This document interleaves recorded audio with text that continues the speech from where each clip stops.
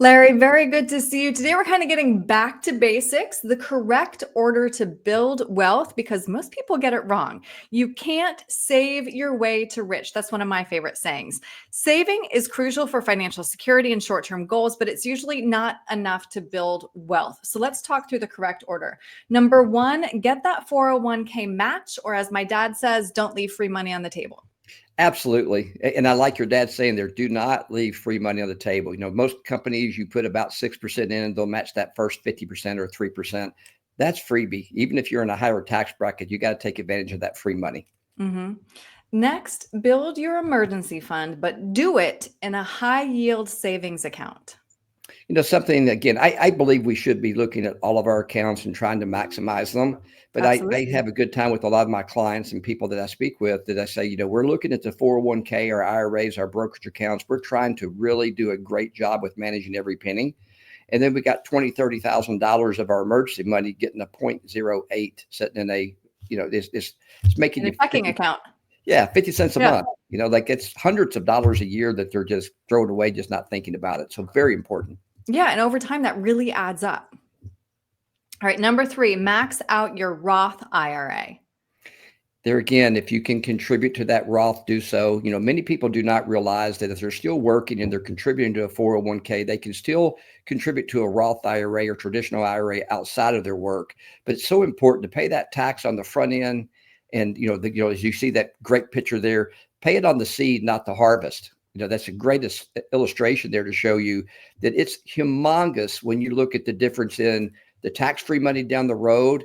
And Erin, you and I talk about this sometimes. It's not just the tax-free money of your Roth, but it's the fact that you get older and you're receiving Social Security, that Social Security in of itself is not taxable. But when you take out the required minimum, it drags that money over. So it's not just the Roth IRA versus the traditional IRA. It's what you really have to pay in taxes long term. Right. Right. Really good point. Number four, max out your health savings account and your 401k.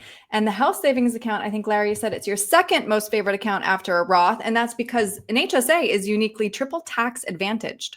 Yeah, if you could only put more money in the HSA, right? But Yeah. yeah, tax deductible, tax free growth and tax free withdrawals, you can't beat that. And with an HSA as well, many people don't realize this. Also, Erin, is that you don't have to pay every expense out of it, and really, through the years on every time you do something, you can save up the receipts and pay every 2 or 3 years if you want to, and let your HSA grow a little bit more. So if you're getting some good 8, 10, 12% growth, save those receipts and pay it later. There's some lot of good strategies you can use with that HSA. Yeah, really good point. And then back to maxing out the 401k. You say whenever possible, try and make that even a Roth 401k at your employer.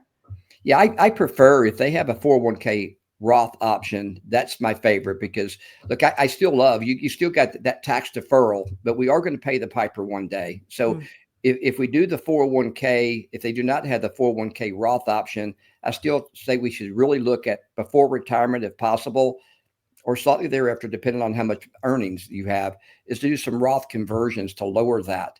And the Secure Act, to where many people now are 73 to 75 before they have to start taking out that required minimum, even right after retirement, is a very good time to start doing some Roth conversions.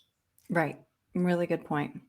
And then last, when you've checked all those other boxes, begin investing outside of your retirement accounts. What does that mean exactly, though? Well, there again, I mean, we all are focused on the monies. Like, we're just kind of grown up the traditional way, put money in your 401k, then get to the point where you can max out your 401k. The HSAs have been more of a conversation piece the last 7 or 8 years, but even that, like now we have that maxed out. If you really want to grow your wealth and put yourself in a position to even pass on legacy for kids and so forth, or just really just have a comfortable retirement, you got to think outside that. So, I mean, it's no longer saving that 10 or 15% or 20%. You should be looking at whether it's real estate, whether it's some alternative investments that are available through your brokerage accounts, some things that you could potentially get a higher yield on, but it can't be just constrained to what the max you can put into a couple of different investments. So, Larry, you've been doing this for a while. Where do you see most people getting it wrong when it comes to this order and building wealth? Most people, frankly, I find it interesting that at first they start too late sometime. So Yeah. they just delay starting, they get money and you get that raise and you spend that raise, and you get another raise, you spend that raise. You It's get just, used to your lifestyle, right? But yeah, now, not to say if you have started too late, that doesn't mean we should not get started. It's never too late to get started. But right. that's one thing I see, that, or not diversifying quickly enough. So Mm, they just get kind of pigeonholed into where they're going. So starting too late, but again, never too late to get started. But that's probably one of the biggest things that I see, is they just taking too long. yeah. Right. So let's make sure we share this video with all of our 20-year-old friends, because I really wish I had had this conversation with you, Larry, when I was in my 20s. Absolutely. Yeah. I wish Required I'd have watching. started some of that in my 20s as well, so you know better, you just don't always do it. Yes, that too. All right. Well, Larry, if somebody would like to talk to you about, the correct order to build wealth, because again, this might be a little bit tweaked depending on somebody's goals and priorities. What's the best way to reach you? They can call our office and set an appointment there. It's area code 615-216-1048, or they can go on our website and log in there and ask for a appointment, and that's www.sfawealth.com. Great. Larry, thank you. Thank you, Erin.